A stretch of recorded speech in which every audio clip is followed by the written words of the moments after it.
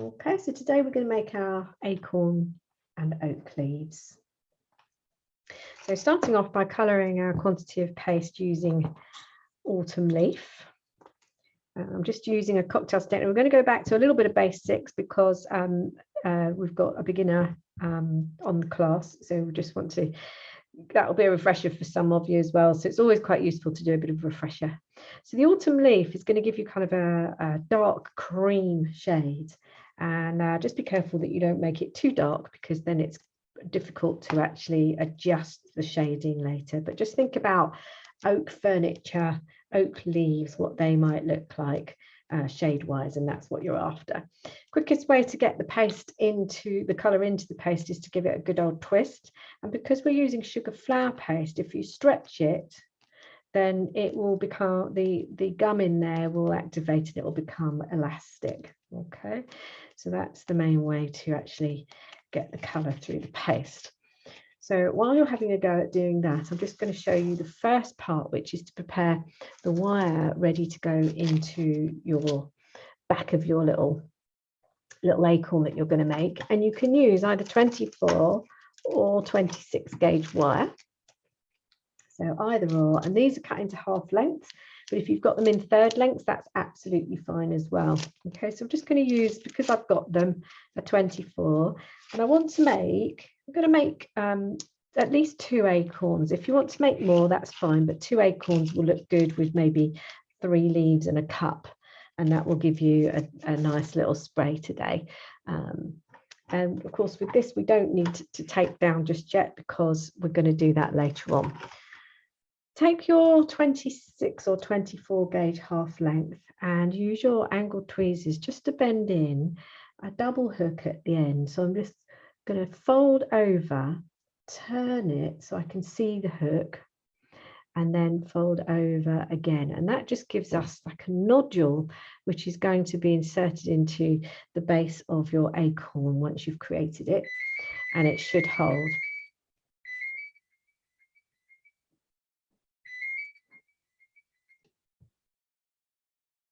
So to make the actual acorn, use about 1.5 centimeters, half an inch ball of your coloured paste. We've coloured this using autumn leaf. It's always good to start with a pale shade because you know that you can actually colour it up later with your petal dust or your airbrush. And then just pop the ball. We want to make sure that's all nice and warmed up. So give it a good old pinch. Roll it really tight between your palms. There's quite a marked difference between sugar paste, which you cover a cake with, and sugar flour paste. Sugar flour paste doesn't have the glycerin in it, so it does set firm, and it has quite a bit of gum in it, so it's elastic and you can work with it really thinly. So if you are working in sugar paste, then you could only really make them without wires. They won't set, but that's okay if you wanted something that was just being placed onto a cake rather than wired up. So using my finger, I'm just to roll a sausage. And the idea, taking the pick, is to check that that will slot into your pick by about 3/4 of the way, because we want enough for the cup on the acorn, but most of the fruit part, the nut part, is going to be the acorn. Most of this will be the acorn. So that's sitting in nicely. There's not enough resistance, so I need to make it a little bit fatter. Maybe thinner on this side slightly, and then slot that in so that you can see just a bit of it sticking out the end. And I'm going to press onto the outside edge. Now you might find you'll have to do 2 or 3 of these until you find which one looks the best. So this might come out looking too long. So that to me is too long. Okay, so we go again. And after a while, you'll get used to this. Ideally, what we want to do is once we're happy with this, we don't want to remove it from your pick until we've actually textured the cup end and attached the wire. So I'm going to go in again. I've made it slightly more tapered on this side. Pop it. Again, it's a bit of resistance. Pop it in. Just I'm going just over halfway because this is going to be flatter now, and press that out onto so it is then flush with the ridge, the fat surround that you've got on your pick. And if I were to take this out, ideally we don't because we want to leave it in there, but you need to test. When I remove that, you can see I've got a brilliant acorn shape. It's not ready, it's not finished, but it's certainly giving us a good acorn shape. Okay. Okay. So having worked out that we need a 1.5 centimetre ball of paste, we've done the rolling to make it into a slightly tapering sausage. The thinner end, if you need to, we could just corn flour the pick, and then the thinner end will go in, pressing down. So we've pushed the thinner end probably about 2/3 of the way in, and then pressing out to create a flattened dome shape that is flush with the side of your pick. Then you keep it in. We get the angle tweezers, so, and you just start to pinch out the texture that you would get on the back of the cup. Now, if you're, I will put on video how to make this without the pick in a moment, and your texturing would be the same, but you'd have to create the whole thing before you, or you actually texture, sorry, before you take it off a different tool. So I'll come to that in a minute. So try and make this texture a bit random. All the way around.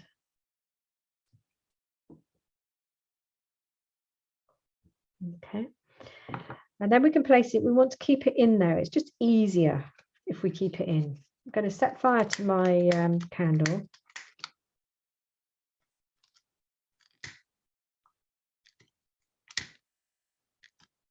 I used this for my Halloween pumpkin. I've barely got any wax left in it. We're going to warm up this double hook end that we've created. Get that to the point where it's almost glowing red. If you try and hold it sideways, it's easier because it's going to the flame won't necessarily ride that far up the stem. So get that super hot, and then find the center of your acorn and push that hot wire in, and it's probably going to come to about here. Okay, so that now is burnt in and secure. And it means that we don't have to hold this textured part now before we do the next bit. So I'm just going to use my finger to support the back of the acorn. Use the small end of my cutting wheel, or you could use a knife. So the support at the back is just allowing it not to bend as I start to draw in quite a number of textured lines. So they're just the texture you get on an acorn if you visualize what that looks like. Just lots of little lines. They're not dug in too much, and you probably won't see them at this point. It's when you color that they will show. So they're quite close together. A bit like sometimes when you get kind of a ripple on a fingernail, that's what they look like. So you probably won't even see that on camera. And then the last bit is to use your finger and thumb, whichever hand is more convenient, and just sit your finger and thumb on the top here. And we're just going to close the finger and thumb slightly to pinch out a little pimple, because acorns have got a little peak on the top.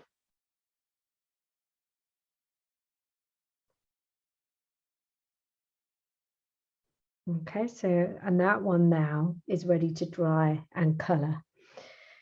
So if I show you an acorn that is made without using the pick, and this will also be the method for the cup, but I will revisit that in a short while.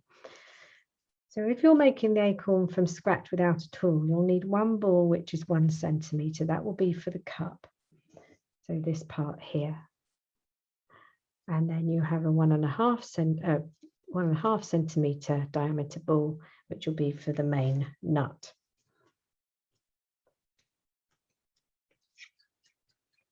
And of course, there's lots of other ways of doing this. So if you can find a better way, that's great.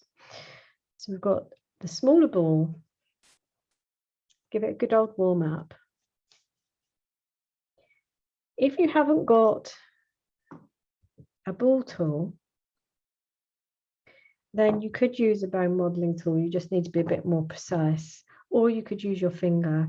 But if you've got nails, that might dig in. Doesn't matter because it's not going to show so much. So a nice smooth crack-free ball, that's using the 1 centimetre diameter. Pop it into your palm. Put a bit of corn flour onto the ball tool or the bone modeling tool. And we're going to press, hopefully we can get that to sit a little bit on here, a bit like a hat. And then we're going to start to thin it out. Now you're probably going to come just round to just over halfway on the ball tool. If you're using the bone modeling tool, then you're just going to need to be a bit more precise when you're pressing and hollowing out, because we want something that's quite straight across the top here. And it's going to be probably about 2 mil thick around. It's quite a deep, this one's quite a deep one. But just make sure it's not waving when you look at it sideways. You can drop this cup face down onto the surface and just press a little bit. That will help it just straighten up. And now, if we keep it on the tool, we can pinch out the texture. It's going to be just a little bit more fiddly.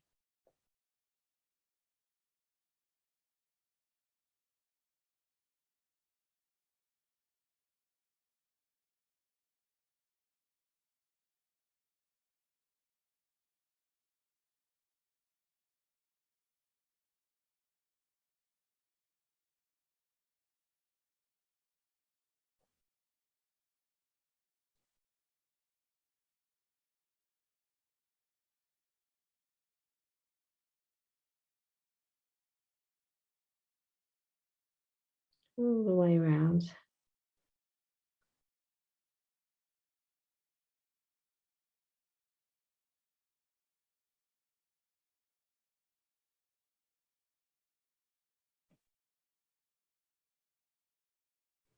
Okay, so we've got like a knitted hat.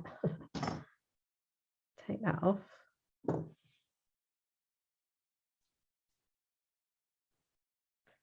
Leave that to one side. Now take the 1.5 centimetre ball. So this is for the nut itself, the acorn.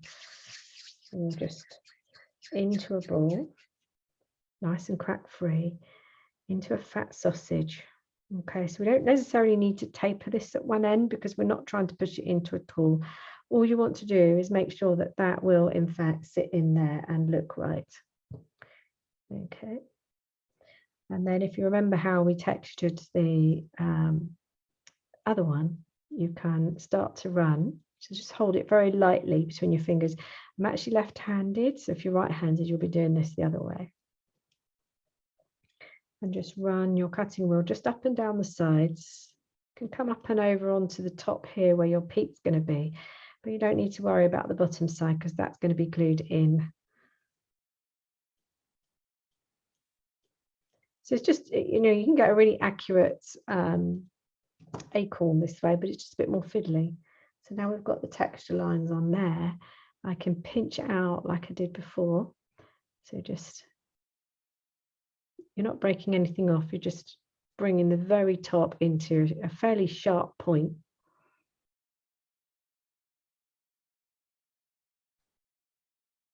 And with a little bit of glue now in there, we can stick that in. And your wire will be burnt in again up to about here.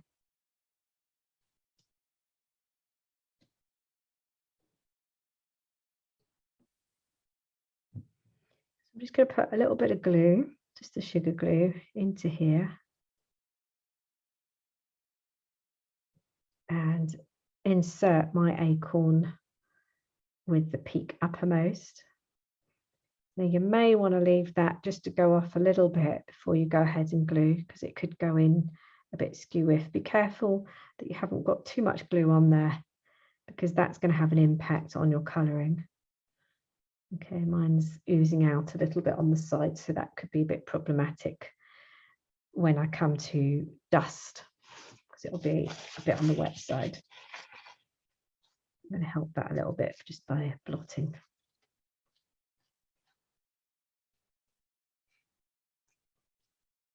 And of course you can make them smaller than this if you want to.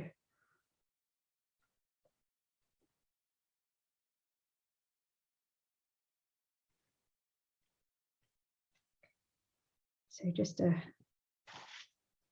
going to heat up my 24 gauge wire that I've put a double hook in. Get it to the point where it's super warm. Make sure that your cup is in the right position as you plunge through. Watch your fingers, of course, because this is going to be hot. So you're going through the cup and up into the nut, and just check that that hasn't changed the position. So here it's a little bit down on one side. So while it's still wet, I can just ooze it up. Okay, so that's the one you to make without the pick. Slight difference in size here, but not a lot of difference in look.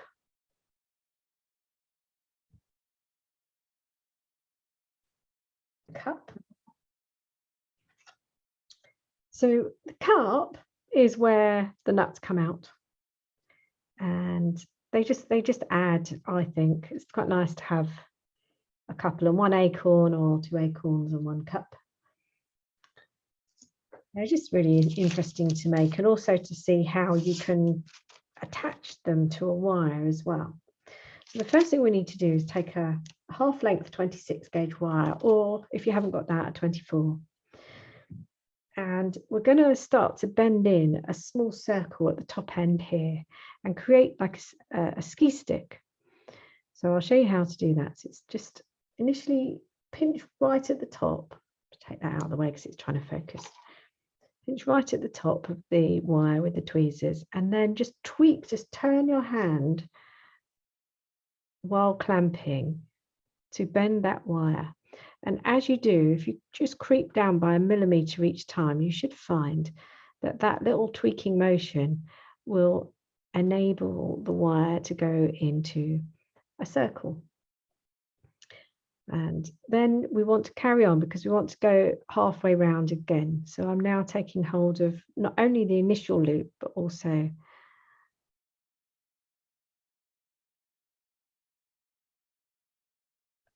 the main wire. So we've got 1.5 circle loop. Now, it looks like the back of a safety pin at the moment. What I want to do is take this main stem and bend it so that it cuts through the center of the circle. So all I've done is just moved it from the side to divide the middle. And with my tweezers again, I'm going to come to just short of the center. So here would be the middle. So I'm going to come up a little bit. So I'm not here. I'm just move the tweezers up by 1 mil. So not here, just up by 1 mil. And the reason for that is when you bend, because you've got a thick bit of tweezer here, it's going to bend in the center if you're off center. So I just bend that up. And now you will see that you've got a wire coming through or down from the center of the loop. And that is called a ski stick.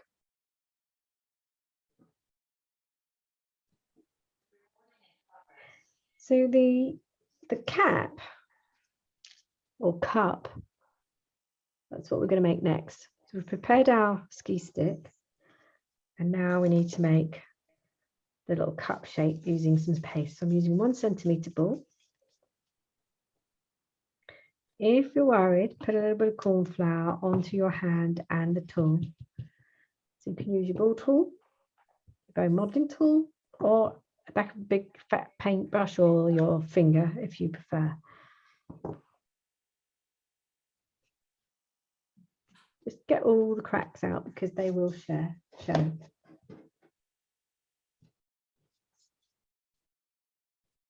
Drop that into your palm and then just press on your ball tool. We're going to form a cup, just trying to keep this edge here as even and straight as possible. It doesn't have to be super thin around this area. We just don't want it too thick around the edge. So you can just bring your fingers in a little bit to press that up against the ball tool and thin it just slightly. But don't go too mad. Maybe just halfway on that ball tool, or just over halfway.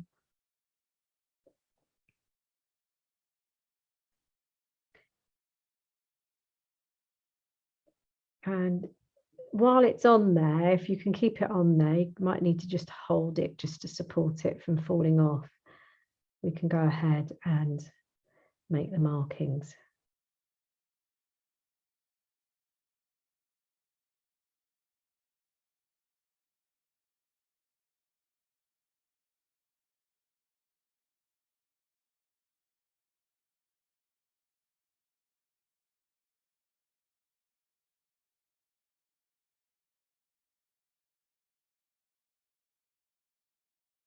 Just work your way all the way around.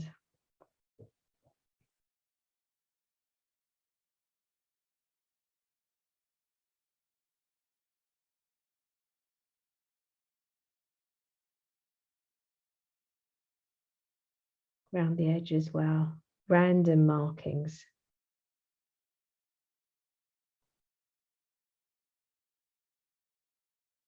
So it looks like a knitted hat. And then if we pull this off, it shouldn't be stuck.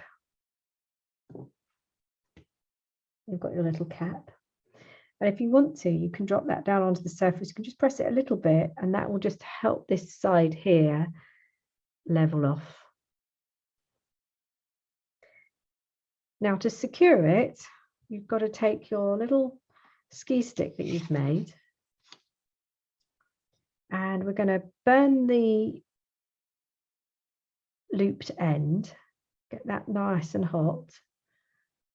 Might need to circulate it. It should kind of glow white then red, because once you've got that super hot, you've actually got limited amount of time before you need to put it in. So I would get yourself ready so that you've got this piece in your hand, and immediately with the other end, find the center, plunge through, but don't pull right the way through. All you want to do is burn into the paste. If we go all the way through, you're going to burn yourself, but also it'll just fall out. So the idea is that you burn that ski stick into the paste thickness at the base, and that now is secure. You could glue these in, but you would need to let them dry overnight before you could actually do anything with them. We don't need the candle anymore once you've made your caps. So if we have about 1.5 centimetres, half an inch diameter ball of paste, give it a good warm up, roll it into a tight ball so you know it's crack free, and then we're just rolling it into a fat sausage shape. It's just easy to go from there. And then with the ridge board, put a little bit of corn flour onto the largest ridge, whichever one you've got, and just drop that piece of paste onto the ridge. Give it a little press down. Doesn't matter if it lifts up. If it does lift up, we need to reposition it so the groove stays in the same place. And then we're going to roll. Now, depending on what cutter you've got, if it's really big, then it's a good idea to roll sideways first, so you get the width of your leaf, so the widest point of the leaf will fit, and then you know you can keep rolling up and back, come off the bottom here. It's quite good to come off there because this is the thickest part of the ridge, and that's the end that you're going to want to put your wire in. So if you've got a thick entry point, a thick ridge, it makes it easier to insert your wire. And we want to roll this quite thin, so you can see that the ridge in the center there is showing, and the sides here, some of the color is going a bit opaque, so some of the color is showing through, so it's super thin. And that's the thing that sugar flour paste will do for you. You can roll super thin and get realistic shapes. Now, even though I put corn flour on there, you can see that's stuck. So as this is a live production, we have to go again. So let's just go again. Get your width. Sometimes if you've got a fresh packet of paste, it can feel super sticky and no amount of corn flour will work. So then you resort to your Trex or your white flora, your white fat. But the problem with that is when you come to colour, your colour will have a barrier of fat on it and may not take the shading as well. So once you've rolled your shape, gently peel it off the ridge, and where you've got the fattest part here, that is where we're going to line up the base of the leaf where the wire will go. So I'm just going to come just above this scraggy bit here and just line that up centrally and press down. Give it a good old rub on your board and pull the excess paste from around. Okay, so it's a good idea to pull the excess paste off before you lift the cutter. And then once you have lifted the cutter, if you've still got the leaf in there, take advantage of that and just run your thumb or your finger around the cut edge so that you get a crisp cut. Often it's where you haven't done any rubbing around here, you get a furry edge. So now with these cutters, I can just use any tool to poke that shape out. Okay, I'll just show you the finish of this, and then if you haven't got a board, I'll show you how to do it without a ridge. So we've got just a 28 gauge wire, and I'm going to pick up my leaf and line the ridge up along my finger. Find the wire has actually been cut into thirds, but you need to make sure that you've got a clean cut end. If it's bent in any way or the paper's unraveling, then this can sometimes have a problem and it'll kind of go off center. So I like to apply a bit of pinching pressure at the fat end of the ridge where the wire is going to go in. Insert the wire in the center of that thick ridge, and then apply a bit of pinching pressure between your finger and thumb as you're pushing the wire up the leaf. You move your finger depending on where the wire end is. The wire end's there, so my finger and thumb are applying pinching pressure above that. So it's come up to about here. So you get it as high as you can, and that way, when you're taping or if you're handling the leaf, if it gets knocked, it's not going to just break in the middle because your wire is only supporting to there. So this now you can see I can't see any wire either side. And we're going to put it through the mold. Again, if you haven't got a mold, then we can apply the texture manually. So I can show you that as well. The ridge itself is going to be the back of the leaf. And so on my garden rose, and you can get oak leaf veiners, but they're not much used for anything else. And they're very, very similar. So I use my garden rose. And on this side, it's giving me indented pattern. And it'll give me the reverse on here like a mirror image, and that therefore will create a raised texture on my leaf, which is the back. And because we don't want the ridge to show, that is going to be the back as well. So the ridge is going face down on the left hand side of the mold, assuming that GR, garden rose, reads GR. The raised imprint on this side will give me recess, which will be the front of the leaf. So I'm just going to hold the leaf in place so it stays in the center of that ridge on the veiner, close up my veiner, Press quite firmly, but don't wiggle it. Release, just like you're opening a book. And then that will reveal the texture. Now my wire, I've gone a bit heavy on the pressure, so it has shown through a little bit.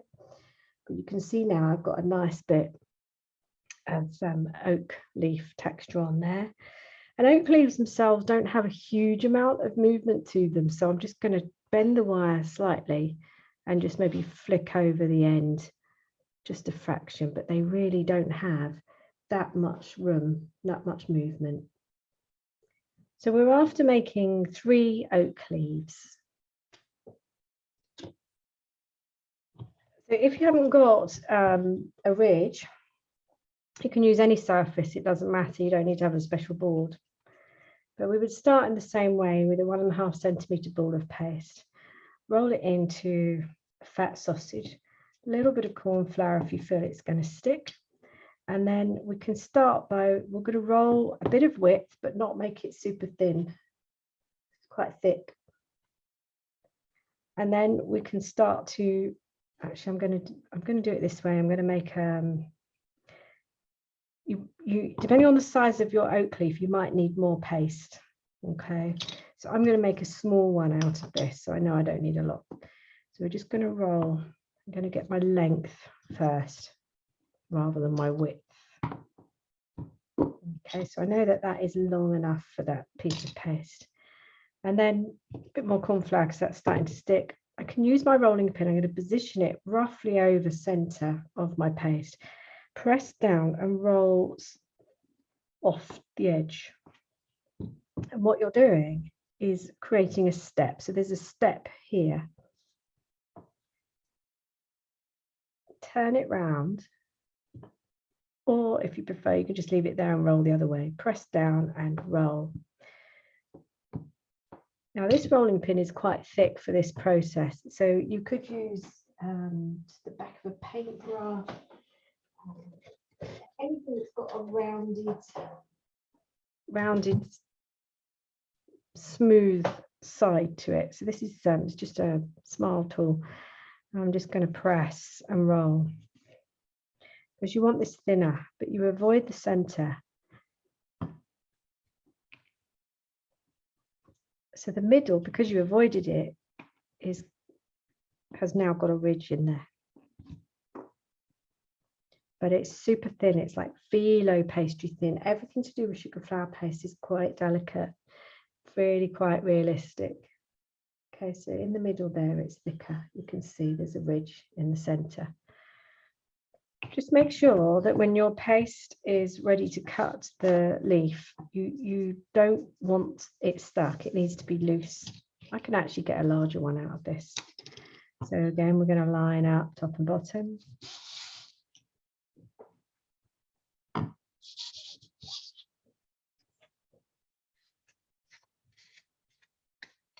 Pull the excess from around. And then we can remove the leaf shape, which now has your ridge in the center again, and then you're ready to insert your third cut 28 gauge wire. So apply a bit of pinching pressure either side, here and here. What that does is forces the wire to stay in the middle of your ridge, and it also allows you to notice when it's coming out, and then what you would do is stop, pull the wire back, reposition, apply a bit more pinching pressure and carry on pushing. So a bit like showing elastic, it just stops the wire or gives you a gauge of when the wire is likely to pop out. So of course then you could actually texture it in the same way using the garden rose veiner, or if you haven't got one of those, then you can texture either using a veining tool or even a cocktail stick. So I'll just show you. We've got a cocktail stick as an option, or a veining tool as an option. So this is the sharp end of a veining tool.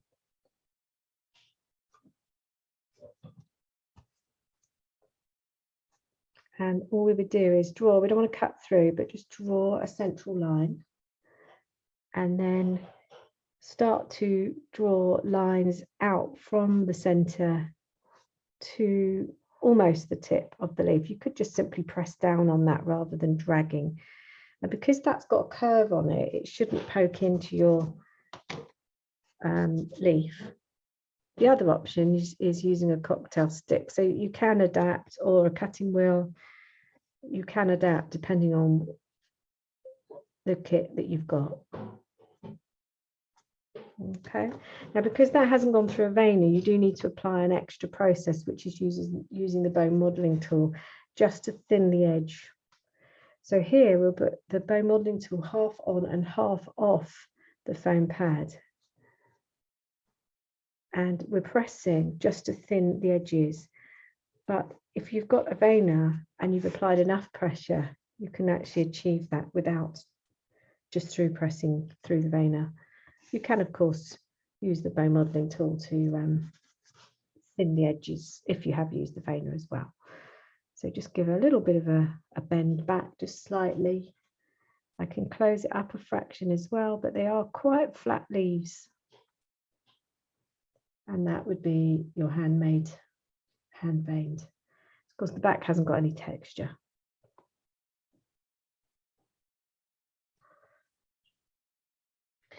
So we're going to start with a base color. I think of yellowy green. I don't want to go too green. I've got a brush that's got some petal dust, green petal dust in it, but you kind of, I don't know, limey it up, make it more yellowy, kind of a dirty greeny yellow shade. And that's a good base to have on your leaf. So when you're dusting, you need to support the back of the leaf and run the brush. I've loaded that quite heavily because I know it's all right, because there's it's going to be worked in with the brush. So most of the time, if you're just putting a little bit of colour on there, you need to work it into the brush and treat it a little bit like blusher. So be really, really careful how you put that on. So we've got I'm just going to see whether I've actually got a light on here, but I'm going to see whether that's better without. It's probably better without. Okay, so we've got a little bit of green, a little bit of yellow mixed together, just going on the whole base of the leaf, and you can tell there's already a difference. And then you can start to layer up how you like. So I've just got a brush that's got a bit of pink on this. I'm going to use a bit of my red, a bit of my yellow. That's going to give me orange.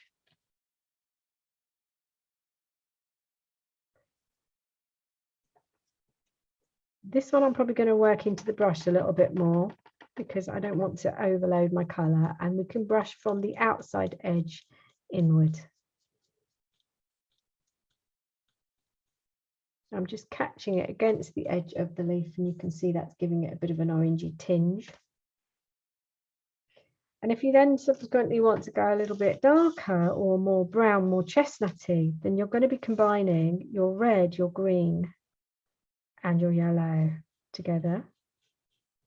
That will give you a brown. And the black comes in when that is not brown enough. Okay, so more red will make it more chestnutty if you want a darker brown. So this will give you like an autumnal shade. Again, work that colour into the brush just so you haven't got layers of it going on. And you can catch, so that's quite a nice oak shade. You're going to be doing the back as well.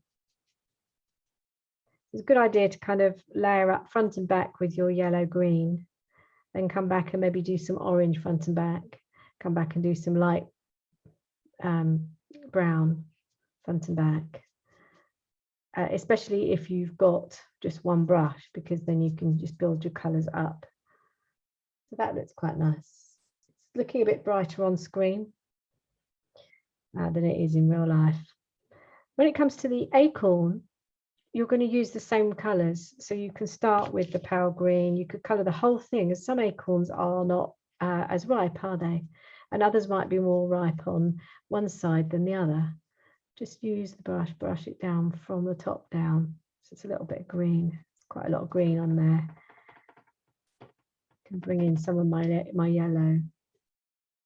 So they've all got very similar colours, and it just depends on how you want it to be, how much of each shade, because they're quite patchy.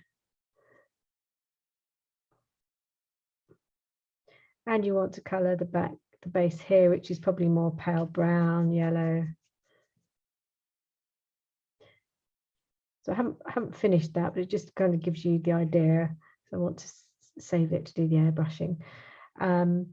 If you want, so for example, this center here will be darker. So what I would need to do is take my brown and add a little bit, just a little bit of black. I've got to be careful you don't overdo it. So you can bring your colors onto a separate piece of paper. Effectively, yellow, green, red will make brown, or yellow, blue, red will make brown. And that's not dark enough, so we're going to bring in a bit of black. And I want a bit more red as well to make it chestnutty and dark in shade. And that we can work into the center of your cup. So if you did do art at school, you'll remember that your primary colors, yellow, red, blue, or green's fine, because that's got yellow and blue in it, will make your brown. And if you want it lighter, you can put the white, the pearlized white or white in there. And if you want it darker, you can add your black. So you just keep coloring and just adding to the shade until you've got what you want in the middle. And then you can start to transfer that color around the outside edge, and then maybe transfer to your lighter brown for the back. Oops, that's the wrong brush. So we've got some lighter brown going on around here. So just work in the color, taking your time to kind of layer up. This isn't dark enough, it needs to be a bit darker. You can see on here we've got some nice shading going on. Paler on the outside of the cups, darker on the inside. A mix, got a blush of kind of oak brown, autumn leaf brown colour, bit of green. This one's got a touch of red, and so on. It's absolutely gorgeous. I love it. Thank you. So if you're using an airbrush, I've got 3 different colours here: Fiesta Yellow, Jungle Green and Carnival Red. These are all from the Squire's Kitchen range for airbrushes. And I also use these colours to colour my royal icing as well. And you can see we've got a couple already made here, but I'm just going to show you how to load up the brush. So the first thing I'm going to do is put maybe 6 drops of yellow. And perhaps 1 drop of the green. The green's super strong, so just very minimal amount. And if you wish, you can just use a fine paintbrush just to mix that through. And just by running the paintbrush against the plastic, you'll know whether you've got a good colour or not. That green has come through really, really strong. So I'm going to just put a couple of extra drops of yellow in there just to brighten it up a little bit. Again, you can mix your brush, use your brush to mix the colour. Don't fill the reservoir up because you're not going to be using it all. It'll just be wasted. Okay, and then take your leaf about 6 inches away, 5 to 6 inches away. You can always test your colour on your sheets of paper first as well.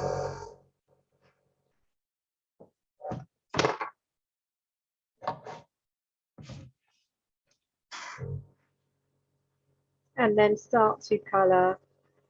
So this is the base shades of mostly yellow with a touch of green.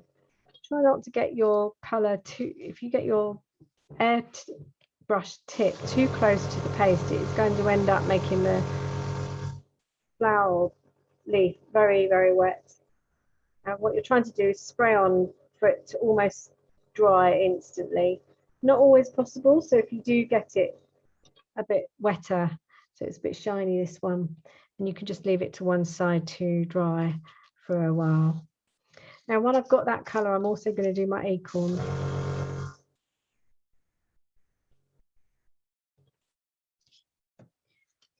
And again, I'm quite a distance away and I'm starting from the top. I'm going to bring that colour down because we can always overdust or overcolour a little bit on the base. So this will be one of those acorns, if you left it like this, would be that falls off the tree that's not overly ripe. You can see it's quite green in places.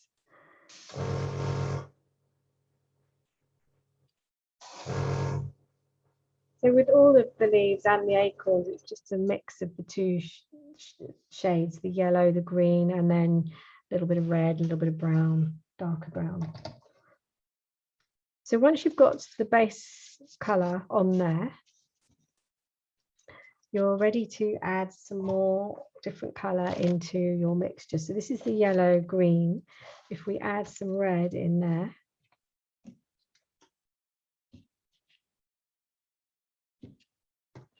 on these pots, there's a soft spot on the side of the bottle, and that helps you work out where to squeeze.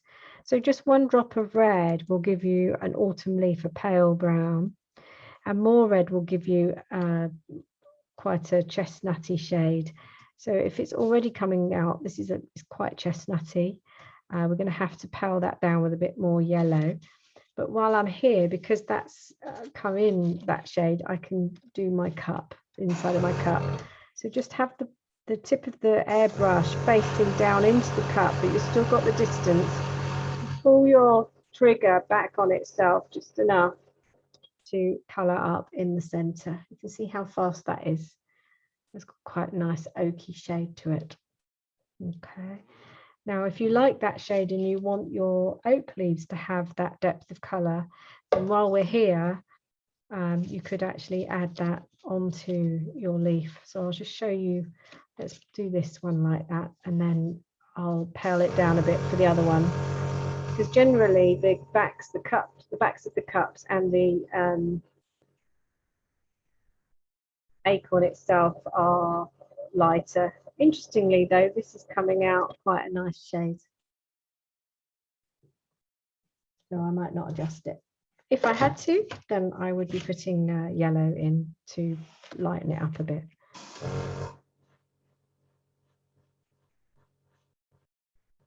But just catch it in areas. And of course, you want to do something to the back. It's a good idea to move your other foliage out of the way. So that was just adding one drop of red, giving us a really nice, interesting shade actually to work with. Now, when it comes to airbrushing, it's going to be wetter than obviously because your petal dusts are going on dry. So you just need to be mindful of that when you come to put together. You don't want to handle it too much because it could be a little bit on the wet side. Ideally, let it dry for a bit. So here I'm going a little bit darker on one side than the other, just for a bit of two-tone effect. And I'm getting a little bit close to the leaf. You can tell because if you're using the airbrush and you hear it, the resistance of the air on the leaf becomes quite noisy. So that's kind of a bit of an indication that you're too close to your leaf. And of course, if no colour's coming out, check that you don't need any more in your reservoir. So this is a nice selection of leaves here.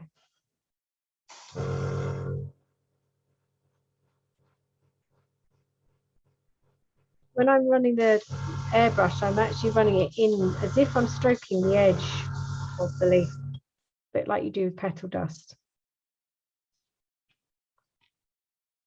And then I can use this colour, shade up the back of my cups. A little bit on there. This one's already had some of the greens. It's nice. If I face down towards the pimple, pull back the trigger, you'll find that it will bleed in.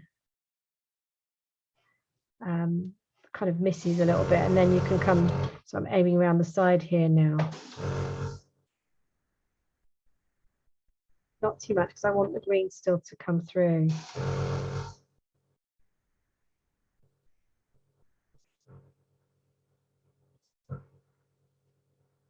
So blushes of colour are good.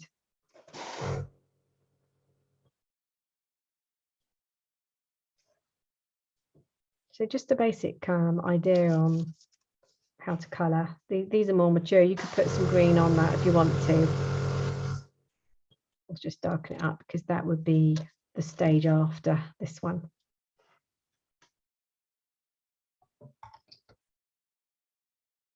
We'd let those dry and then we'll be ready to assemble. But what I need you to do in the meantime is tape each wire with a little bit of your twig or Nile green tape. But just to explain that with the tape, we only pull it off in small lengths. If you stretch it, it will almost double in size, and that releases the glue.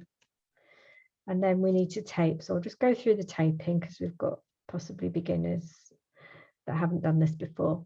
So we're just going to hold the tape at an angle so that just a flap is on the other side. Bring that flap over the wire, pinch and twiddle once. Then while it's still loose, you can move that whole tape gently up to the top. Careful you don't push too hard because you don't want this to flip off. And then I'm just going to transfer hands and hold this at a tight angle and twist down. Now, because when we take this together, some of the stem will show, I'm going to come down by about 2.5 inches. And that is the same on all of the acorns, the cups and the leaves. It's better to try and start the tape lower down the wire and then know that after one twist you can actually push it up. So going through that again, if you're right-handed, you'll be having your, excuse the state, that's from the airbrush. You're going to have your strip of tape held at an angle like so in your left hand. You flip over, make the paper make contact on the paper. It sticks to itself, not the wire. So twist, maybe one time, and then while it's still loose, take that whole tab up to the top where the leaf starts and then tape down. Okay. About 2 inches on each leaf. So you'll probably by this time have 2 acorns, an acorn cup and 3 leaves. So just make it so you can't see any of the white wire.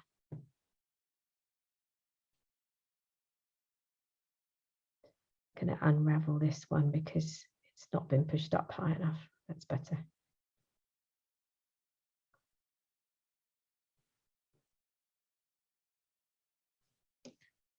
The key here when you're taping is to make sure that you've got everything, the tape at a nice angle and nice and tight. So this angle here means that it's not going to overlap itself too many times and you'll get nice thin taping. As a beginner, I think the taping and inserting the wires into the paste are the hardest things to do.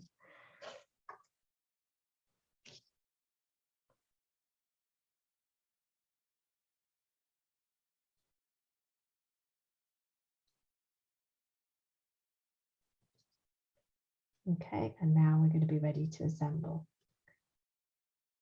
So all I'm going to do to put these together now is start using I'm going to put the acorns and the little acorn cup together. And it does help if you just maybe gently bend these a little bit out of each other's way. So I'm just going to make a bend into the stems. So that when we put them together, they can go in nice and close, but they're not crashing into each other.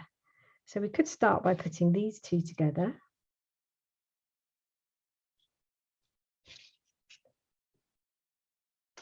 Just one little twist of tape started down here is fine. And we'll leave that in place. Remember, you've got to stretch the tape. And then we can put the next one in, which is slightly more mature, a bigger one. So it's slightly further down on the stem. 1 or 2 twists. get your nail in there to neaten your taping up if you want to. So now we've got like a trio going on. And it is then just a case of adding in your leaves. Now they will have a little bit of stem on them, but I am going to bend them back a little bit just to help me get them in. So just a small amount of stem.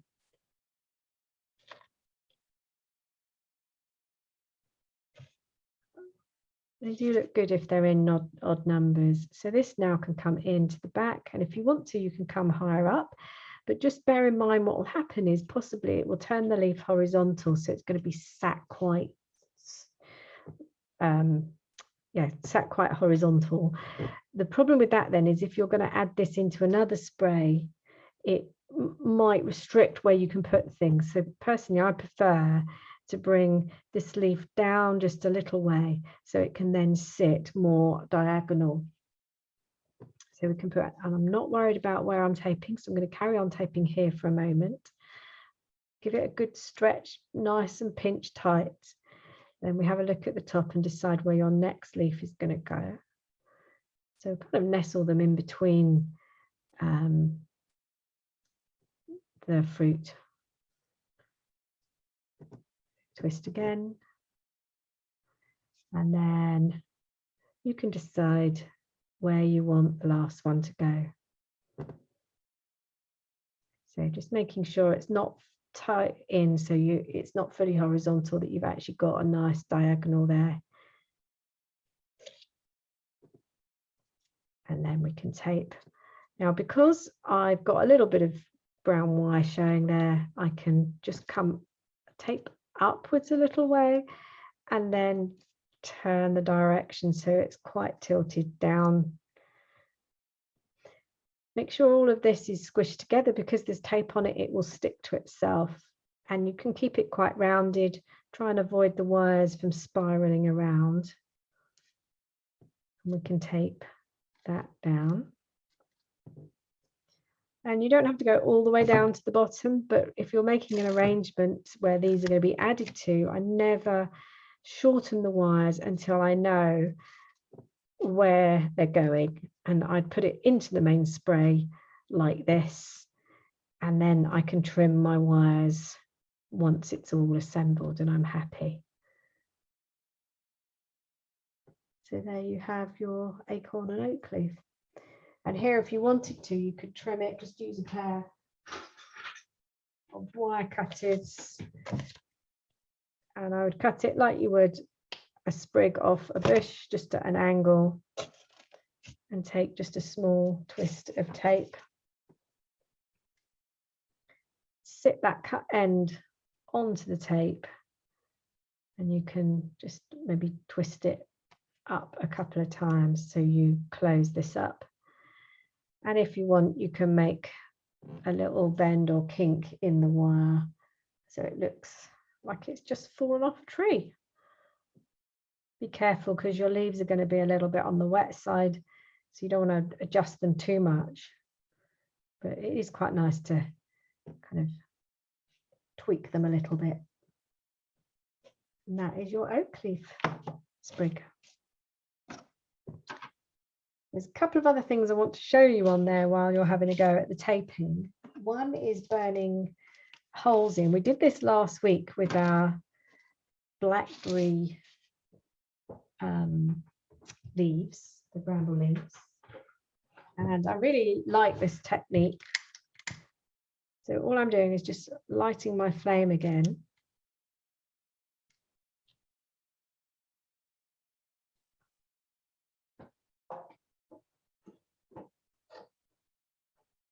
There's not enough wax in there, so I'm just going to use another one. It's just gone out.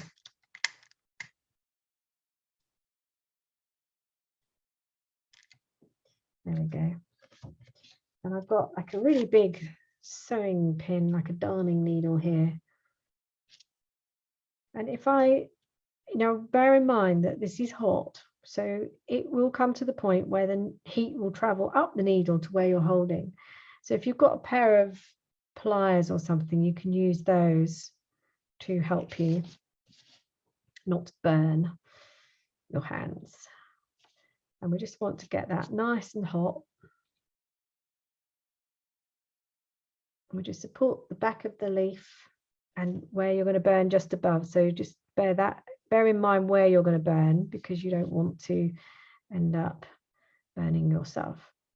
So of course this little sprig of oak has fallen on the ground, and the little grubs are starting to nibble through. So your leaf is not perfect. Isn't it good if they're a little bit oval? But if you can't cope with that, because I know sometimes that you don't want to damage your perfect creations, then of course you don't need to do this. But it just is interesting to know how. Just set that on the side somewhere that's not going to burn, because it will still be hot. And the very last thing that I want to show you is actually how you put dewdrops on this. Record it.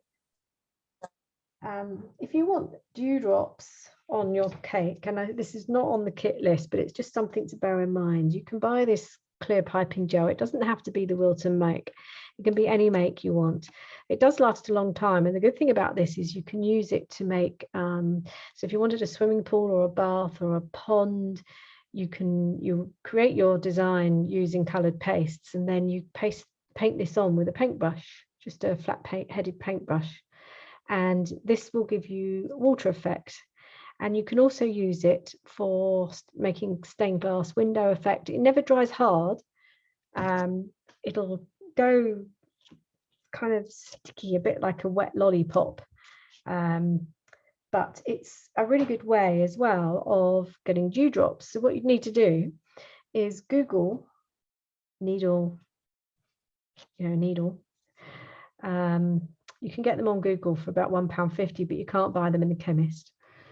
And I've taken a small amount of clear piping gel, not much, just probably the end of a teaspoon. I've got too much in here, really. This will do a month's worth of use, but it's very difficult to suck up only just a little bit.